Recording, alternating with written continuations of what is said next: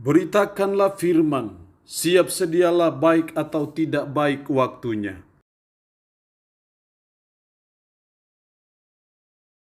Shalom, puji Tuhan, kita berjumpa lagi dalam renungan harian di hari ini. Saya percaya kita semua ada dalam berkat dan pertolongan Tuhan. Manusia hidup bukan dari roti saja, tapi dari setiap firman yang keluar dari mulut Allah. Karena itu sesuatu yang penting untuk kita selalu belajar dan mendengarkan firman. Mengawalinya, mari kita berdoa. Kami bersyukur di hari yang istimewa ini, Tuhan perkenankan kami kembali untuk mendengarkan sebagian dari firman-Mu. Roh-Mu yang kudus, tolonglah kami, urapilah dan berkatilah kami dengan kebenaran firman-Mu di hari ini. Dalam nama Tuhan Yesus Kristus kami berdoa. Amin. Nats firman Allah yang menjadi perenungan kita bersama di hari ini saya ambil dari Injil Lukas pasalnya yang ke-23 ayat 33 sampai dengan ayatnya yang ke-43. Secara khusus saya akan baca ayatnya yang ke-33. Demikian firman-Nya. Ketika mereka sampai di tempat yang bernama Tengkorak, mereka menyalibkan Yesus di situ dan juga kedua orang penjahat itu, yang seorang di sebelah kanannya dan yang lain di sebelah kirinya. Demikian kebenaran firman Allah hari ini, di mana kita memperingati Jumat Agung, memperingati kematian Kristus. Bagi saudara dan saya suatu hari yang sangat istimewa, suatu hari yang sangat bersejarah dan sangat penting bagi kita sebagai umat manusia, dan lebih khusus bagi kita orang yang percaya kepadanya. Memaknai kematian Kristus, itulah inti renungan firman Allah di hari ini. Ketika saudara dan saya hari ini memperingati Jumat Agung, memperingati karya penyelamatan Kristus bagi kita manusia berdosa, maka pertanyaannya adalah bagaimana kita memaknai kematian Kristus? Sudah berkali-kali kita memperingati kematian Kristus, tetapi sesungguhnya yang terjadi hanya sekedar seremonial. Tetapi tidak ada feedback yang ditimbulkan, tidak ada dampak yang terjadi dalam kehidupan kita. Lalu apa artinya kita memperingatinya kalau tidak ada sesuatu yang terjadi dalam hidup kita? Tidak ada suatu dampak yang terjadi ketika saudara dan saya memperingatinya. Karena itu kebenaran firman Allah hari ini mengajak kita memaknai kematian Kristus. Mari kita melihat, kita mengambil apa makna kematian Kristus bagi saudara dan saya yang harus berkesan dalam hidup kita, sehingga itu menjadi suatu peringatan, menjadi suatu monumental rohani bagi saudara dan saya, sehingga ketika saudara dan saya memperingati kematian Kristus, saudara dan saya selalu mengingat suatu monumen yang pernah saudara dan saya buat dari memaknai kematian Kristus. Setidaknya ada dua hal penting dalam memaknai kematian Kristus bagi kita, sehingga itu tidak berlalu begitu saja, berlalu dengan percuma, tapi itu memberi arti kesan, makna yang dalam hidup kita sebagai umat, sebagai orang percaya. Dalam ayat 34, Yesus berkata, "Ya Bapa, ampunilah mereka, sebab mereka tidak tahu apa yang mereka perbuat." Ketika Yesus disalibkan, justru salah satu doanya di Bukit Golgota, "Ya Bapa, ampunilah mereka, karena mereka tidak tahu apa yang mereka perbuat." Ini adalah suatu proklamasi kasih yang luar biasa. Ini adalah implementasi wujud nyata dari kasih yang didemonstrasikan oleh Kristus di Bukit Golgota ketika dia berkata, "Ya Bapa, ampunilah mereka, sebab mereka tidak tahu apa yang mereka perbuat." Di salib tidak ada kebencian, di salib tidak ada dendam. Walaupun dia bisa benci ataupun dendam, karena perlakuan-perlakuan yang sangat tidak manusiawi, perlakuan-perlakuan yang sangat sadis, sangat ngeri. Tapi justru di kayu salib, di Bukit Tengkorak, dia memproklamasikan betapa pentingnya kasih itu dalam kehidupan kita. Jadi di sini kita melihat bahwa yang pertama memaknai kematian Kristus. Dengan cara apa kita memaknai kasih Kristus? Yang pertama, mau sungguh-sungguh hidup dalam kasih. Seperti Kristus yang sungguh-sungguh hidup dalam kasih, yang tidak hanya menjadikan kasih sekedar slogan, sekedar wacana, sekedar hukum semata yang setiap hari Minggu kita dengar, tapi itu harus dinyatakan, harus dikonkretkan dalam kehidupan kita sehari-hari dengan cara kita saling memaafkan, saling mengampuni satu dengan yang lain. Kita betul-betul mengasihi sesama kita. Siapapun dia, apapun dia, dan bagaimanapun dia. Dia seorang penjahatkah, dia seorang ateiskah, dia seorang komuniskah, dia seorang apa saja. Seperti Kristus, sekalipun ada banyak penjahat yang melakukan perbuatan yang sadis, tapi dia berkata, Bapa ampuni mereka, karena mereka tidak tahu apa yang mereka perbuat. Momentum kematian Kristus adalah momentum untuk kita rekonsiliasi. Jauhkanlah kebencian dari diri kita.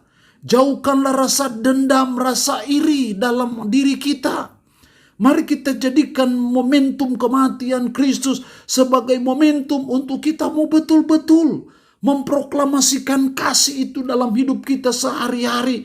Untuk kita mau sungguh-sungguh mengasihi sesama kita tanpa pandang sukunya, tanpa pandang agamanya, tanpa pandang status sosialnya, tanpa pandang kejahatannya atau apapun dia. Seperti Yesus, harusnya hari ini kita berkata, Bapa, ampuni orang itu karena dia tidak tahu apa yang dia perbuat. Bapa, ampuni mereka karena mereka tidak tahu apa yang mereka perbuat. Sehingga kasih sungguh-sungguh didemonstrasikan, kasih sungguh-sungguh dinyatakan dalam hidup kita sehari-hari seperti Kristus. Itulah makna pertama kematian Kristus yang harusnya kita maknai dalam hidup kita sebagai umat, sebagai orang percaya. Tidak ada gunanya membenci, dendam, iri satu dengan yang lain. Itu membuat hidup kita jadi tidak normal. Hidup kita jadi abnormal. Tapi sebaiknya kita memaafkan, saling mengampuni. Karena itu yang diajarkan Yesus, yang diteladankan Yesus bagi saudara dan saya. Bapa ampuni mereka, karena mereka tidak tahu apa yang mereka perbuat. Jadi memaknai kematian Kristus yang pertama, mari kita mau sungguh-sungguh hidup dalam kasih. Yang kedua, dalam ayat 41 sampai 43, kita memang selayaknya dihukum sebab kita menerima balasan yang setimpal dengan perbuatan kita. Tetapi orang ini tidak berbuat sesuatu yang salah. Lalu ia berkata, Yesus, ingatlah akan aku apabila engkau datang sebagai Raja. Kata Yesus kepadanya, aku berkata kepadamu, sesungguhnya hari ini juga engkau akan ada bersama-sama dengan aku di dalam Firdaus. Kalau kita melihat dalam ayatnya yang ke-35 sampai 43, kita boleh mengelompokkan dua orang.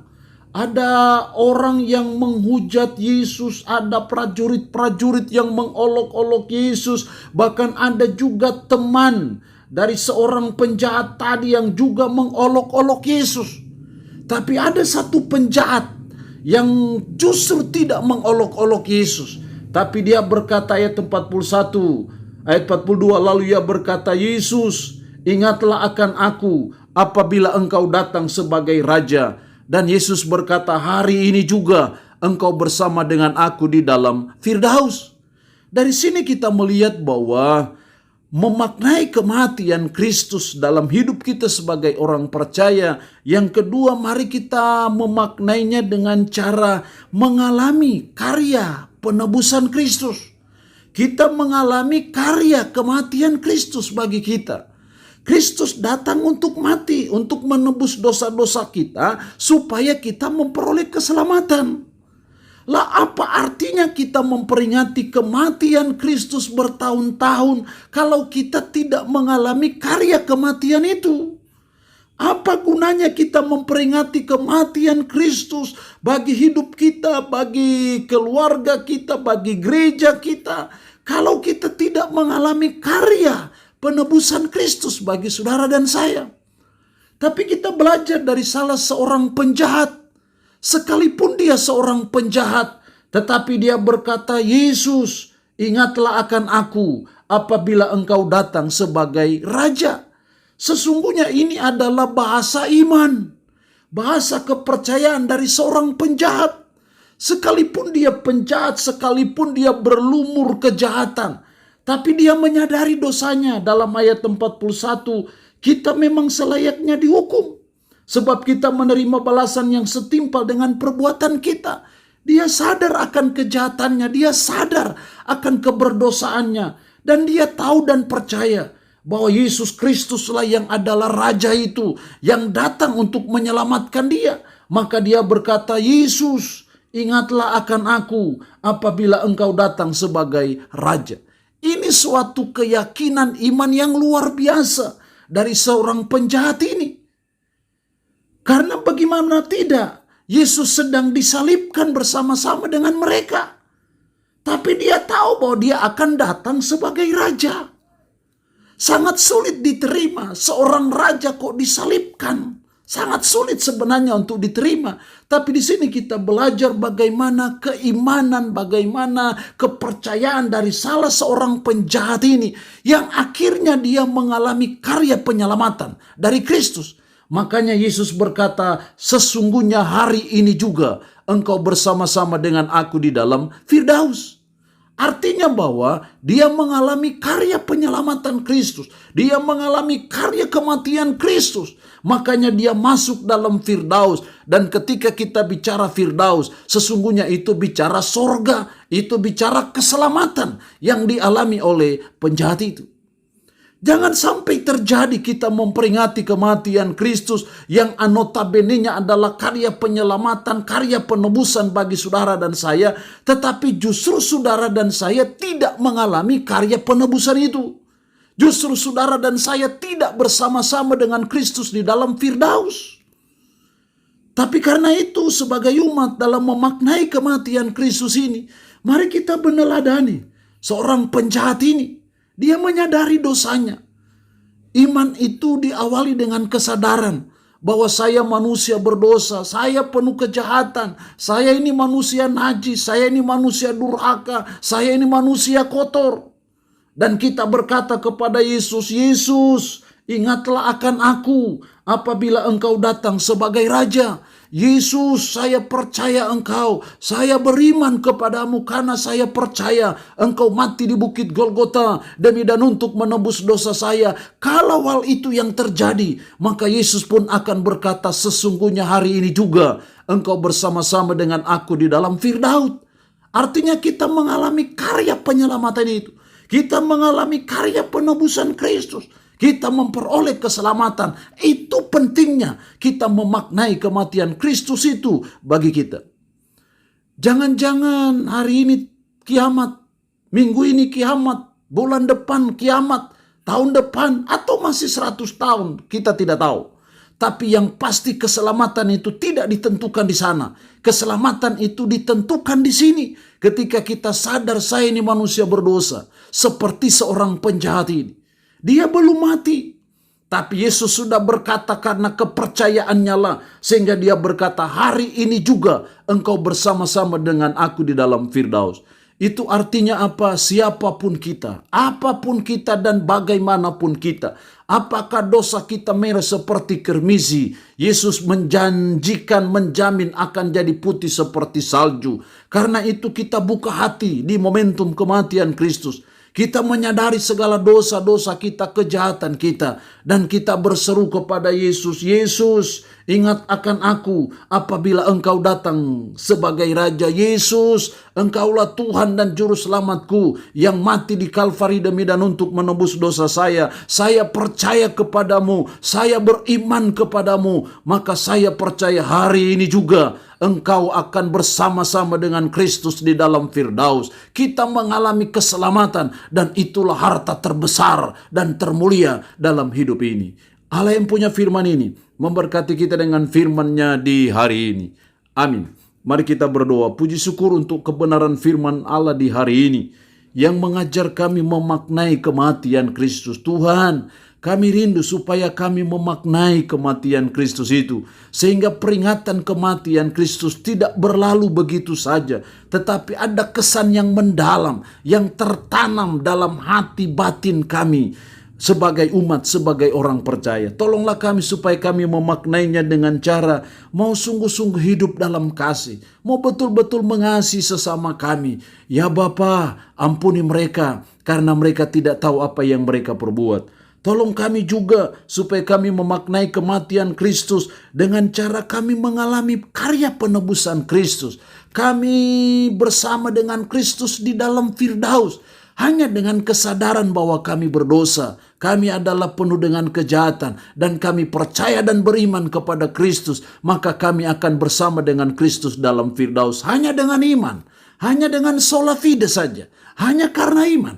Kita bersama dengan Kristus dalam Firdaus, artinya kita mengalami, memperoleh keselamatan. Rohmu yang kudus tanamkanlah, meteraikanlah firman dalam hati dan pikiran kami, sanggupkan kami untuk bisa memperlakukannya dalam hidup kami sehari-hari. Hamba mohon berkat-Mu bagi umat-Mu yang mendengarkan renungan harian di hari ini. Berkat jasmani, berkat rohani, Tuhan limpahkan dalam hidup mereka. Yang sakit dalam nama Yesus, dijamah dan disembuhkan Tuhan dari sakit penyakit yang diderita. Terpujilah nama-Mu Tuhan.